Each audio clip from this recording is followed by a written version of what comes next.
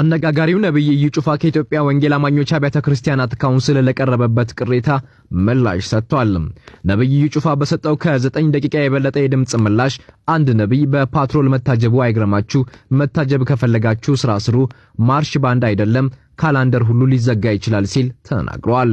አንድ አገልጋይ ወደ አንድ ከተማ ሲገባ 7 እና 8 ፓትሮል ለምን ያስፈልጋሉ የሚል ጥያቄ የምታነሱ ሰዎች በባጃጅ ታጅቦ እንዲገባ ነው የምትፈልጉት? አጀብ ብላችሁ ሁከት የምትፈጥሩ ሰዎች ለመታጀብ ፈልጋችሁ ከሆነ እንድትታጀቡ የሚያደርግ ሥራ መጀመሪያ መስራት አለባችሁ። ምንም ውስጣችሁ ላይ ሳይኖር ባዶ ቀፎ ሆናችሁ ለመታጀብ ማሰብ በጣም የበዛ ሞኝነት ነው። የክርስቶስ አምባሳደር ይመጣል ተብሎ ማርሽ ባንድ ብቻ አይደለም ካላንደር ሁሉ ሊዘጋ ይችላል። እኔ ማምነው ከዚህ በኋላ ቪኤቶች ብቻ ሳይሆን በዚህ ዘመን የተፈጠረ ነገር ካለ ተጨምሮ አገልጋዮች ዌልካም ይባላሉ።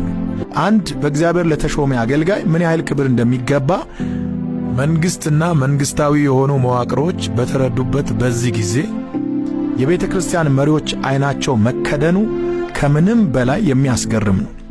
ጳውሎስ በ470 ወታደሮች የታጀበው በፈጠረው ተጽዕኖ ልክ ነው። አንድ ሰው ምንም አይነት ተጽዕኖ ሳይፈጥር አይደለም በወታደር በወፍም አይታጀብም።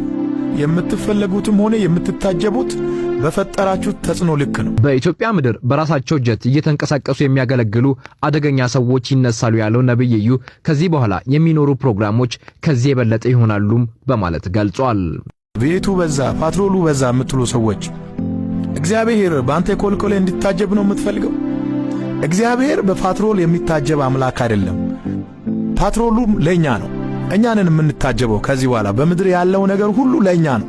ሐዋርያት እንደዚህ አልለበሱም፣ ሐዋርያት እንደዚህ አልታጀቡም፣ ሐዋርያት እንደዚህ አይነት መኪና አልተጠቀሙም የምትሉ ሰዎች ብታምኑም ባታምኑም በኢትዮጵያ ምድር በራሳቸው ጀት እየተንቀሳቀሱ የሚያገለግሉ አደገኛ ሰዎች ይነሳሉ።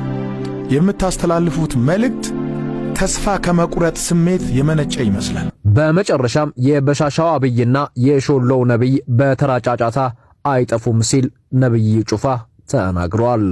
ዘመኑ ሲቀየር ከዘመኑ ጋር ሁሉ ተቀይሯል። ቦልድ በሆነና ጠንከር ባለ መልእክት ተመልሼ እመጣለሁ። የበሻሻው አብይና የሾሎው ነብይ በተራጫጫታ ይጠፋል ብሎ ማሰብ ተራ ቅዠት ነው። የኢትዮጵያ ወንጌል አማኞች አብያተ ክርስቲያናት ካውንስል በቅርቡ ዘይትና ውሃ የሚሸጡ አገልጋዮችን ስም ዝርዝር ይፋ እንደሚያደርግና እገዳ እንደሚጥልም መግለጹ ይታወሳል።